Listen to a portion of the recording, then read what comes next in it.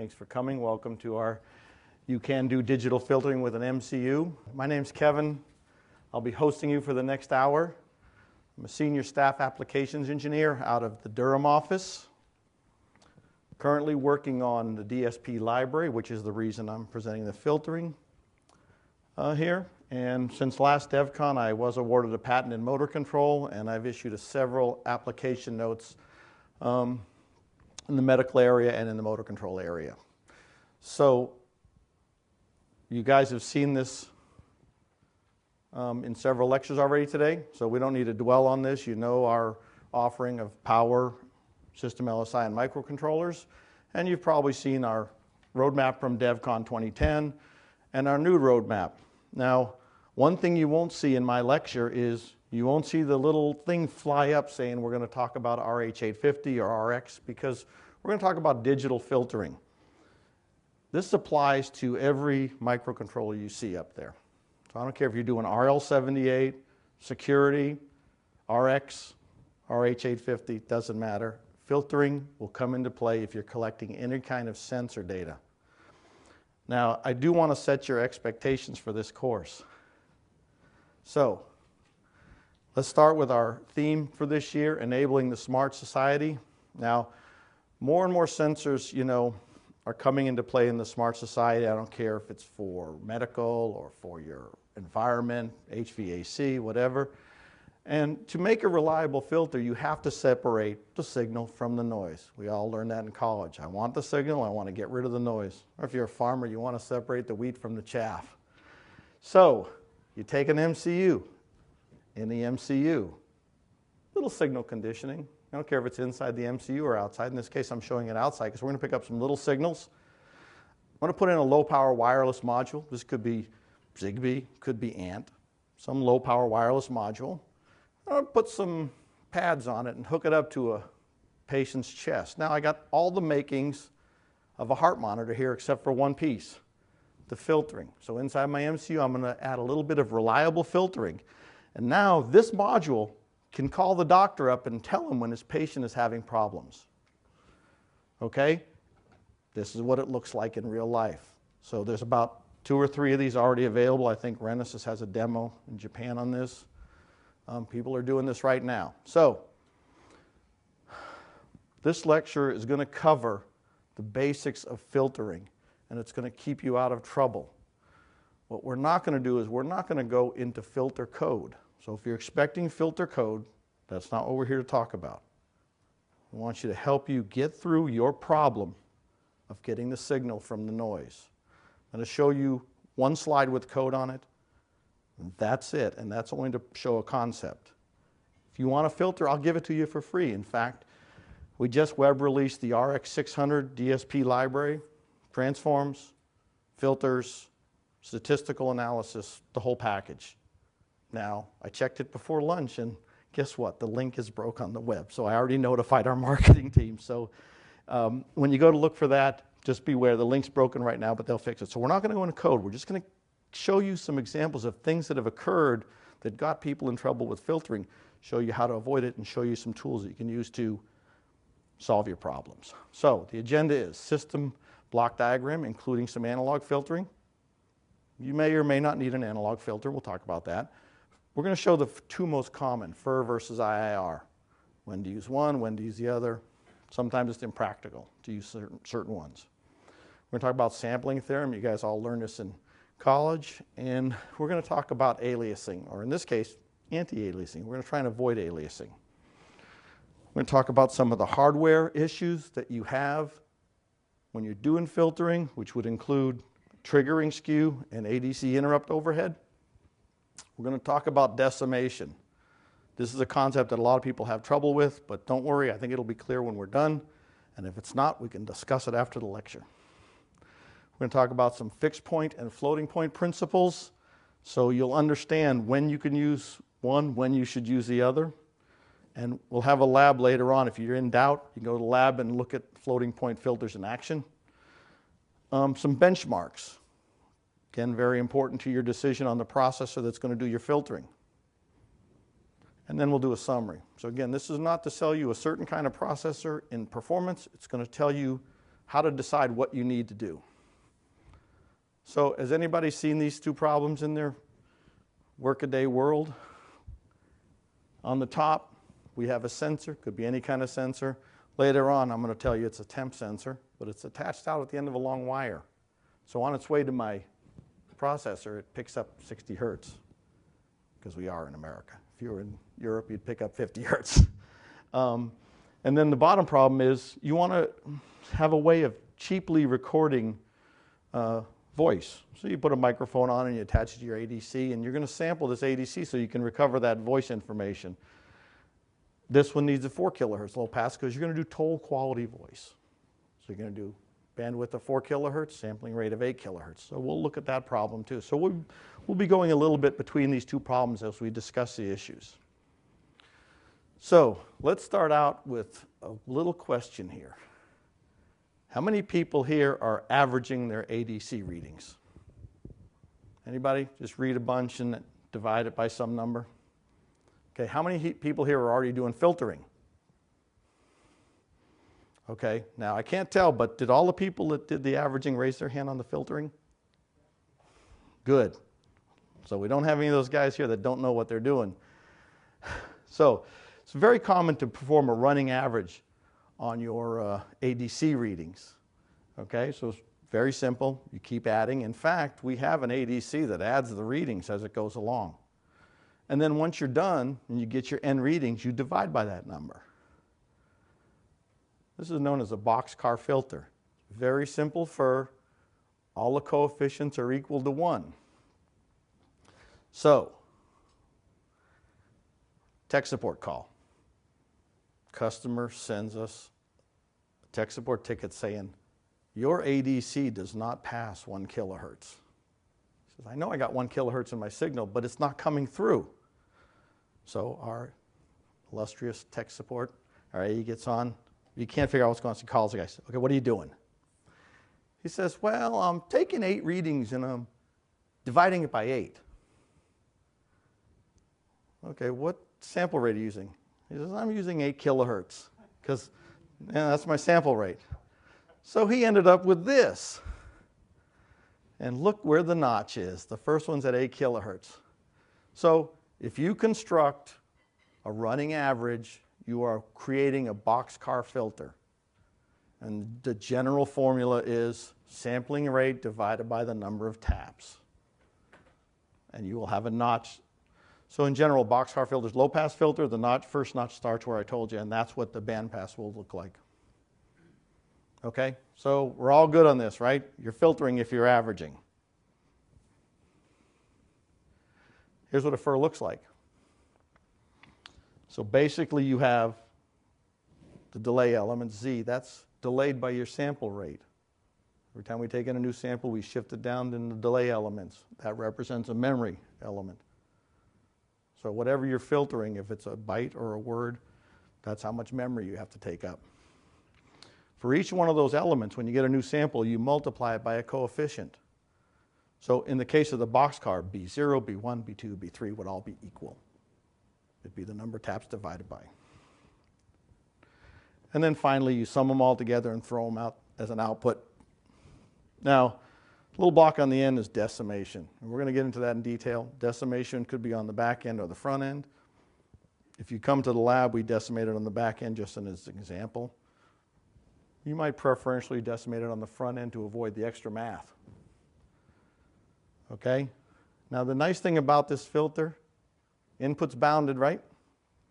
Coefficients are bounded, therefore the output's bounded. This filter cannot be unstable. It's a finite response filter. Pulse comes in, eventually it dies out. Okay? So this is a very attractive filter to audio people also because it's phase linear. Okay, so the phase relative to frequency is a straight line. Audio people like that. Second type of filter we're going to talk about is the IIR. So the IIR, in addition to having a feed forward path, in this case we see 2 elements. This front part is stable, but it's passed to a back end now that has feedback. So this is an infinite impulse response filter. Pulse comes in, the output may persist forever because you have this feedback that keeps multiplying it by the feedback coefficients. So the output is not bounded. Very easy for this filter to be unstable. Okay, so be careful when you're designing your coefficients. One other problem with this filter, since we have feedback, any error on the front part gets amplified on the back end by the feedback. So this is kind of critical to the resolution you choose when constructing your filters. And we're going to show you some examples of this later on as we go through the filters. Okay, no surprise, I'm going to give you a bullet list of the differences in these. And this comes from the DSP Guru, links down at the bottom. You'll get this as part of the lecture. FIR, we've already talked about some of this. It's phase linear. Audio guys like FIR filters. Simple instructions, it's a single loop. I'm going to show you a FIR filter later on. It's one loop of max. It's suited for multi-rate or decimation. So it's easy to visualize with the IIR that you just can't take calculations and leave them out. With the FIR filter, you can. And we're going to show that when we talk about decimation. So it's very easy to do decimation or interpolation and reduce the number of calculations you have to do as the filter is running and not lose any information. Has desirable numeric properties. Chances are you can do this with 16 bits. Some cases you need 32, other cases you might want floating point, but very desirable numeric properties. Possible to implement with coefficients less than 1 because in the grand scheme, the whole FIR, the gain is typically 1. So they're all going to total up to 1. Easy to do in fixed point to get coefficients less than 1. And then it may require more calculations. Even though we can do decimations to get the same band passes in IIR or the same response characteristics may take more taps and therefore more calculations in an IIR. And some responses are just impractical, and I'm going to show you one of those later on. It's just impossible. Too many taps, too many multiplies, you can't get through it in the time allotted for your carrier rate. So the IIR now. Less memory and calculation for a given filter characteristic. We're going to show you one that's really, that drives this point home. But arithmetic operations are compounded by the feedback. So it's a thing called quantization error. And that is trying to represent numbers which are infinite, right? Decimal places can go to infinity with a fixed number of bits. You have a fixed resolution. And that's where quantization error comes from, trying to represent the numbers by a fixed number of bits. And it's harder to implement using fixed point. Some of the tools, if you come to the lab, it'll just tell you, sorry, can't do this. Go to more bits. So it's very hard to implement using fixed point in some instances. Okay, and it's not as easy to do multi-rate and decimation. For an IIR, you must do the decimation outside of the filter because you can't skip calculations because they affect the feedback part of the IIR. So you can't skip calculations, so any decimation or interpolation occurs outside the filter. And it's not phase linear. So depending on your coefficients and the number of feedback and feed-forward elements, you'll get these crazy phase-to-frequency response curves. Audio guys don't like these. Okay, so one of the things we want to drive home here is, much like that gentleman that had the problem with his ADC passing 1 kilohertz, is don't guess. It's not worth guessing. You know what your system has to do. Tools like Scope FIR, Scope IIR, WinFilter, either free or very low cost. Scope FIR and Scope IIR are less than $200, and they can help you design your filter before you even write a line of code. Okay, even a contractor can afford $200. I know because I did contracting for several years. So low-cost tools are going to help you. You plug in some parameters, They spit out the coefficients, and they also show you what your frequency response and your phase response is going to look for. So don't guess at your operation. Pick a tool that's going to help you through this. Now let's start with a tool and go back to the thing about not guessing at your system. So you have your system. You know what your input is supposed to look like. Do you just say, that's what it looks like, and move on? So how many people here have had their system, know what their signal looks like, but then found other stuff on their ADC reading? Another tech support call. And it calls us up and says, this is my reading, and I don't know where all this stuff is coming from. So our illustrious tech support agent says, well, did you sample the data and do an FFT on it? He goes, why, no, I didn't. That FFT is tough. I don't have a scope that does that. We said, go get scope DSP. Even the eval version will help you out. But if you want to buy it, it's $199. And by the way, they're not a partner. They're just a nice tool off the web. So we take this thing and we run it through. Okay, so I think this is time for a t-shirt. Somebody out there can look at this. I know they can because I've had several people in this course look at that. Tell me what the fundamental frequency is. Ignore the DC offset because we didn't take the DC offset out of the ADC readings. Who said that? Kilohertz. There you go. Very good. You can tell from the time scale on the bottom. This is what the guy saw. He had a primary at 1, 2, and 4 kilohertz. Anybody want to guess what his problem was? He had a PC board layout issue. He only saw this every time his 1 kilohertz tone generator was on. Okay? Now, did he go back out and make a new PC board? No. He put in a 1 kilohertz filter because he was only interested in stuff down around 0 to 100 hertz. So he put in a 1 kilohertz filter or a low pass filter and chopped all that stuff off. Didn't redesign his PC board. So even if you don't do filtering and don't need to do filtering, sometimes it comes in handy to understand it. Saved him a turn of a PC board, a requalification, the whole 9 yards. But simple tool helped him avoid guessing where his problem was. So scope DSP, point out your things. So let's talk about sampling theory. I may hear people say out of college, I just need to sample at twice the frequency to recreate.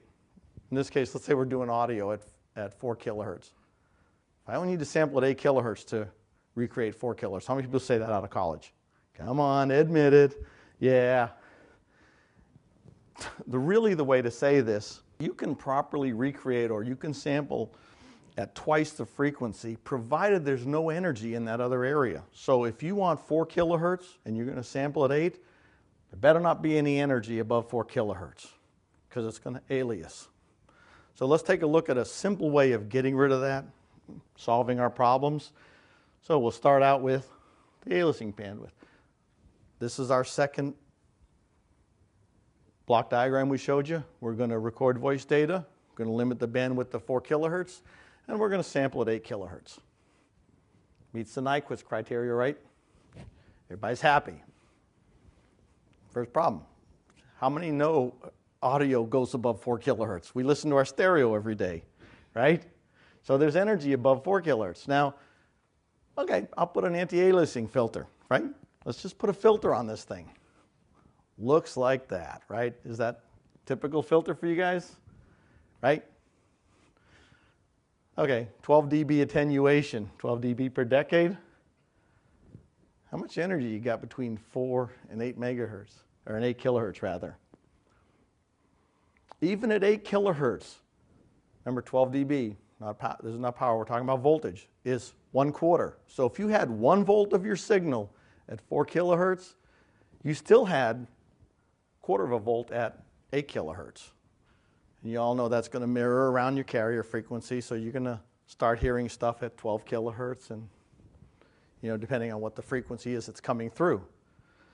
So we're still quite not there. That's not enough. This is what the real response looks like when we plot it out. And I mean, I don't think I have to point it, but we've also lost 3 dB of our signal that we want. So you're at square root of 2 down at the signal that you want to keep. So we're not doing too good yet. Okay, let's bring digital filtering in. Well, digital filtering lets me do with a little bit of mathematics what I couldn't do with extra parts that cost me money in my design. How many here are trying to hit rock bottom price on their design? Now, some of you are lucky enough that you build 10 products a year at $250,000 for the Army or for the medical industry. Some of us are building the consumer stuff that I want to produce 1 million, so a penny, a half a penny makes a difference. So I want to get rid of some of that stuff out front. I want to do as much as I can inside the MCU. So here we are at 20 dB attenuation with just an 8-tap filter. Okay? Now, almost any processor can do this without even breathing hard. The RL78 fixed point, no problem. Let's just add 14 taps. Still very doable. Now I'm down 20 dB. Okay? So it's looking good. MCU filtering may solve my problem here, may let me reduce my outside parts count. I'd like to get down to just an RC filter or nothing. So let's talk about oversampling. Remember that slope we saw heading down? So where do you think that slope ends up when we're at 16 kilohertz? It's way down there. I'd have to go do the 6 dB per decade thing and figure it out, but it's way down there. So how about if I sample at 32 kilohertz, and then everything above 16 kilohertz will be an alias. Stuff down at 4 to 8, no problem. It's not going to alias. I'm sampling at 32 kilohertz. So only 16 kilohertz or greater will alias. We're good. Even an RC filter, this will work. So you can do simple RC filtering. If you crank that sampling rate up high enough, you can do this with no filtering. Of course, that's a trade-off. Do I want to put a penny's worth of RC components in there and run at 64, 128 kilohertz? Or do I want to just put the RC filter in there and take a little strain off my MCU? That's a design trade-off for you guys to decide. So let's talk about decimation and oversampling. Remember I said the fur was good because I can just run the filter when I want. It's a historical filter. So what I'm going to do is I'm going to take samples at a 32 kilohertz rate, but I'm only going to run the calculations every 4 samples. So my input rate, my coefficients are all calculated at 32 kilohertz, but I only take data out at 8 kilohertz. So my output rate of this filter is 8 kilohertz. I'm right where I want to be. Only stuff above 16 kilohertz aliases. Okay? So fundamentally, and let me say this because every time I say this, people stand up and argue. Decimate. If the information adds nothing to the solution, throw it out. Just throw it out. That's the fundamental of decimation. Let's go back to Nyquist. Right? What do I need here? I only need 8 kilohertz. My whole point of going to oversampling was to get rid of the aliasing problem. Anything more than 8 kilohertz is extra information for me. So decimation, if it doesn't add to the solution to your problem, you can throw it out. Now you do it in a methodical manner. You can see my carrier is an integer multiple of my desired sampling rate. So do it in a methodical manner, but basically we're throwing out information. And oh, by the way, I'm only running the calculation every 4 samples, so I save myself a lot of mathematics in my processor. Will I get the same answer if I run the calculation every time? You bet you will. And in fact, this is what we demonstrate in the lab. We run the calculation, then we just throw out results. Take every 4th result. So it can be proven, can be shown mathematically, but it's just fundamentally back to the Nyquist criteria. Don't keep anything that doesn't add to the solution to your problem. So let's take a look at how we can implement this. If you remember our second thing, we had a sensor at the long end of a cable. And in this case, we're going to tell you it's a temp sensor. So I have a temperature that cannot change more than 1 degree per hour. It's got a lot of thermal mass. So I need to sample at 1 degree per hour for data logging. Now, along with that, I have noise. In this case, I put it at a 1 second period, but it could be 60 hertz. And it'll average out in 4 readings. So this is my temperature sensor. Changing, this is where I'm going to sample. This is my noise. And those X's represent where I'm going to sample. So I can just run my filter at the higher rate, right? Multi-rate, higher rate, and then decimate back to the lower rate for the, so I can do this by just taking a number of samples and decimating back for the temperature. I could even run a second filter at a different rate. In other words, I could run one high enough to get rid of the 60 hertz, which Nyquist says, you know, got to do at least 120 hertz if I want to get rid of it or if I want to select it. And then I can decimate that back to 2 hertz and run a second filter for the temp sensor. Or decimate it back to 4 hertz, run a second filter for the temp sensor. Okay, so very easy, multi-rate and decimation. Make sure your filter is getting what you want. Don't do extra calculations. It's not worth it. It's not going to give you anything. Okay, so hardware issues. Let's consider Skew. First, let's say you're trying to fire your ADC with an interrupt. Well, if I have 32 kilohertz sampling rate, it's 31 microseconds. I'll start this ADC with the software. I think this is another shirt question. How many start their ADCs with software? Anybody here? Nobody? Okay, can anybody tell me what the problem is starting your ADC with software? Nobody wants to speak up here. Come on, I got a hand back there. What's the problem? Very good. Control Systems 101. Can you catch?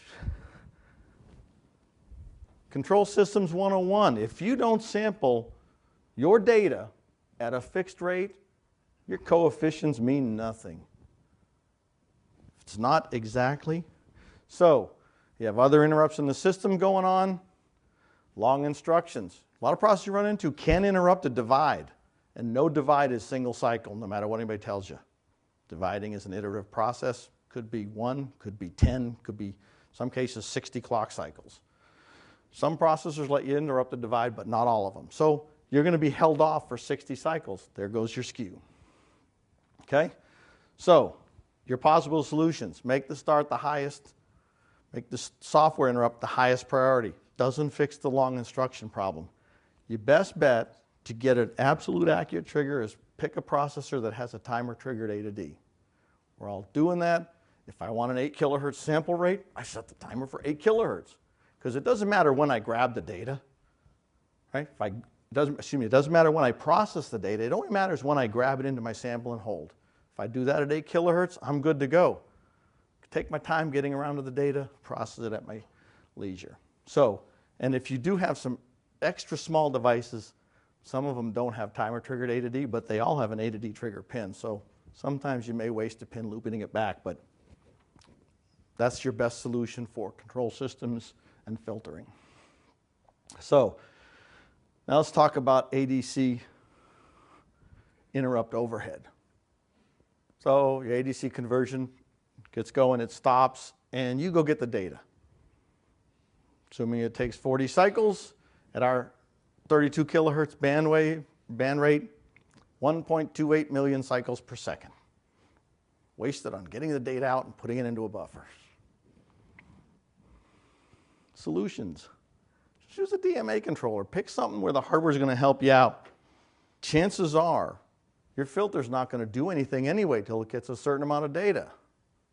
Whether it's 4, 8, in the case of the lab, we're going to show you 512 pieces of data. We have two 512 byte ping pongs running at 160 kilohertz in the lab.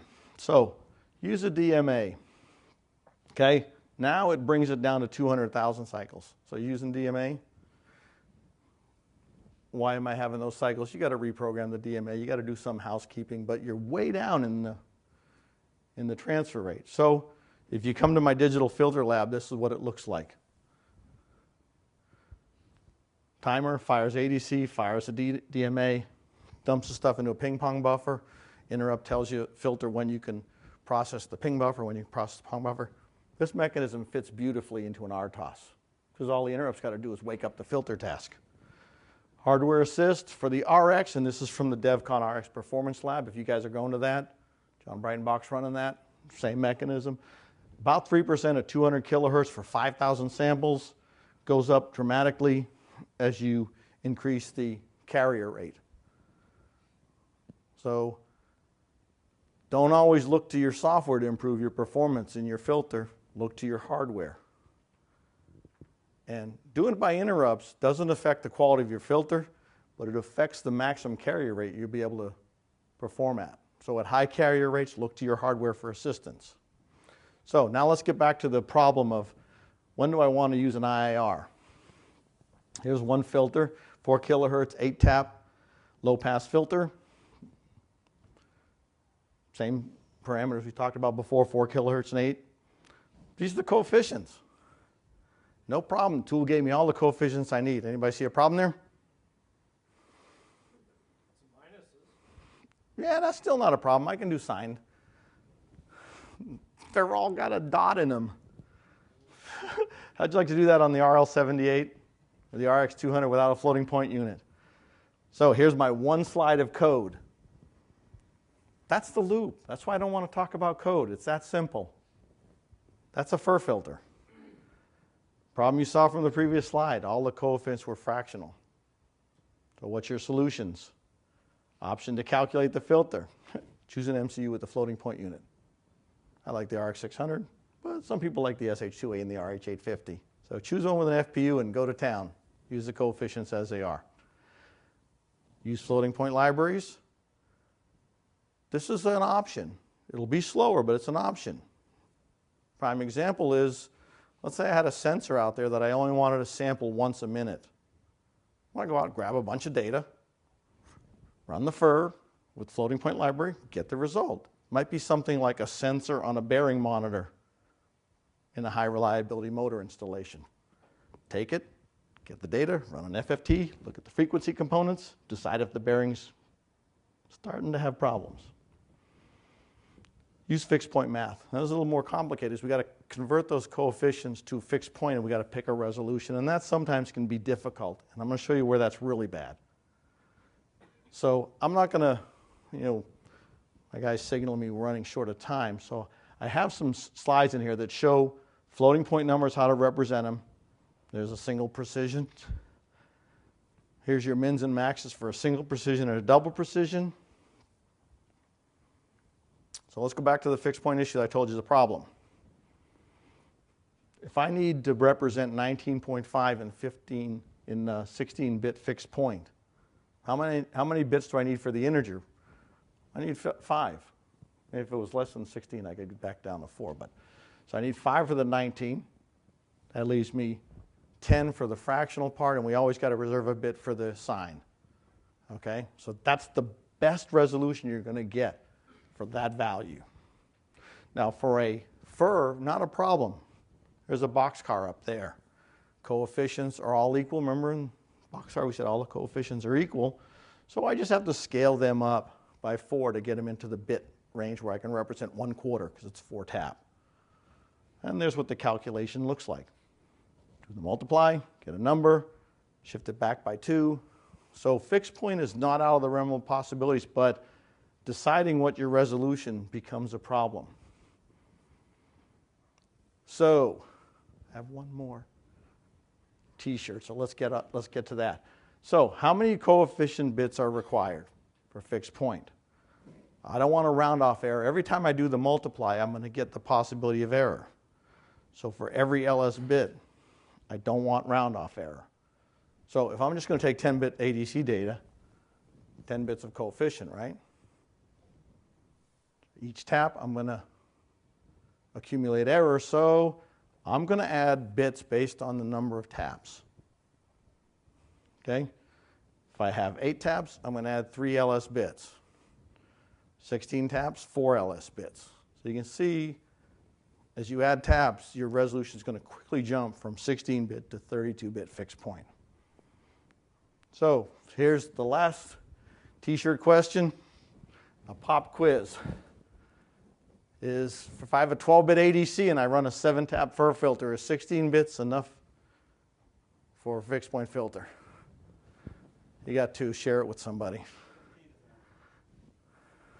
Give the shirt back. What did he forget? Very good. See, you should have not spoke up. Share it with somebody because you had the wrong answer. So don't forget the sign bit. Okay, don't do your calculation and forget the sign bit like he originally did. Okay, 16 bits is enough, but only because we didn't forget the sign bit. So here's some benchmarks. 16-bit benchmark results for the RL78. This is a G14, has a built-in multiplier. 8-tap filters, 216 cycles, 27 cycles per tap. 22-tap filter, not surprised, still 27 cycles per tap. You saw the FIR, very predictable in its performance. So 8 taps at 8 kilohertz is about 1.73 million cycles, or, oh, look at that, 5.4% of bandwidth at a 32 megahertz RL78. Can you do other stuff with 75, 95%? Pretty much, right. So each calculation is multiply, sum, and 2-pointer increments. That's what happens. So if you have a Mac, that had a Mac, it helps, but it's not quite as speedy as the RX. So RX, 2 filters in contrast, RX, 33,000 cycles for 200 samples, 64 tap. So the RX in our new DSP library that we just released, but the link's broken, we actually approach the performance of the RMPA instruction, repeat, multiply, accumulate. It's a 1-cycle loop, basically. It tops out at about 2.5 clock cycles. We get down to 2.6 in this FIR filter. Again, you saw the RL78, and we have a library for the RL78. So you guys doing motor control and stuff, there's a DSCL library for the RL78, G14. So a little bit of FIR, a little bit of transform, so motor control guys. Circular buffer. One of our bottlenecks in the MCU is managing a circular buffer. So, classical implementation of a FIR, you have to do a circular buffer. Well, ready to do DSP stuff? DSPs are real nice. They handle circular buffers natively. This is real cool, right? But we're not a DSP, we're an MCU. So one of the things you can do is you can improve your efficiency by doubling up your coefficients. Now, if you download our DSP library, we've already done this work for you. We've already optimized. We've pulled out all the tricks to give you this implementation that will get you the best performance. But basically, if you double the coefficients, you're not moving pointers every time. You can get through a couple of loops and then you can adjust the pointer. So this will improve your performance. So I wanted to get to IIR filters because I already showed you the block diagram. Round off accumulates based on the feedback. 16-bit precision is typically good enough for FIR, but not for IIR. Usually requires 32-bit precision. The lab that tells you that or teaches you that. And floating point will simplify the math.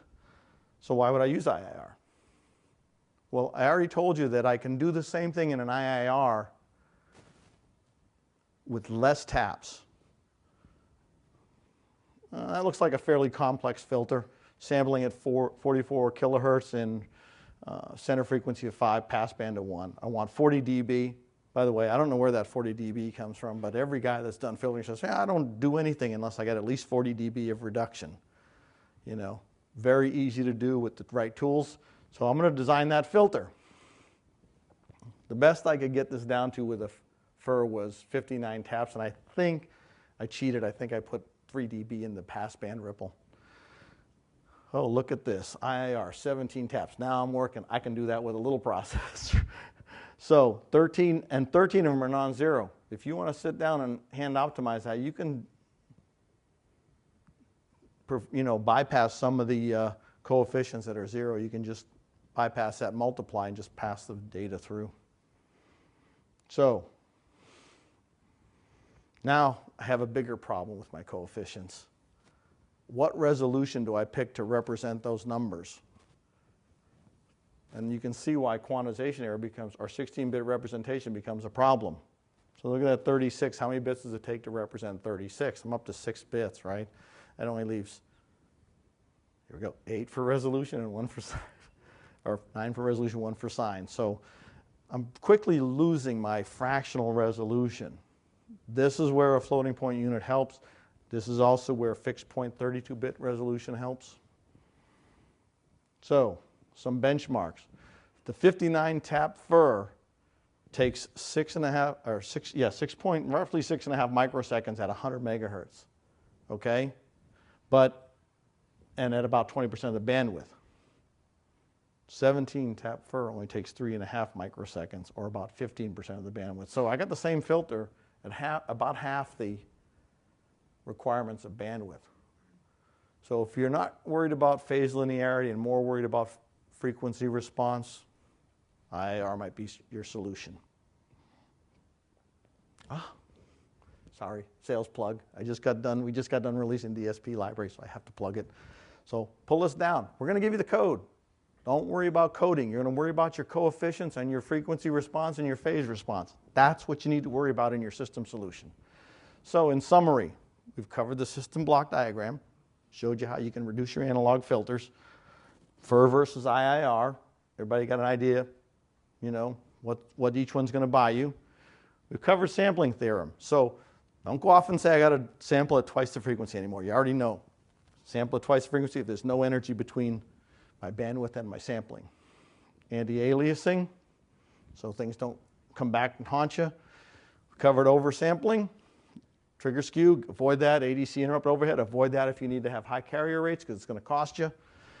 Decimation, again, now you can tell somebody, I can throw that out. Nyquist tells me I can throw that out. It doesn't add anything to the solution. Fixed point and floating point principles, I'll have you go back and review those 2 slides, but if you don't know how floating point and fixed point look, it's in here. And then we gave you some benchmarks, and for our additional information, all the reference, or some of the reference was used in making this. There's some stuff that's considered a Bible in filtering, the communications handbook, where you can get wind filter. By the way, the DSP Guru, you can download his whole DSP guide for free in PDF. You can buy the book for $40. The only caveat for the PDF is you got to download it chapter by chapter. But it's available for free, and they just released signal processing for communications at that bottom one. So you have plenty of references. Don't go out and buy any. Read these, and it'll talk about all the stuff that we talked about. And then there's a picture of aliasing, so people that can't see it visually is in there. So thanks for your time. Appreciate you coming to DevCon, and thank you for considering Renesas in your products.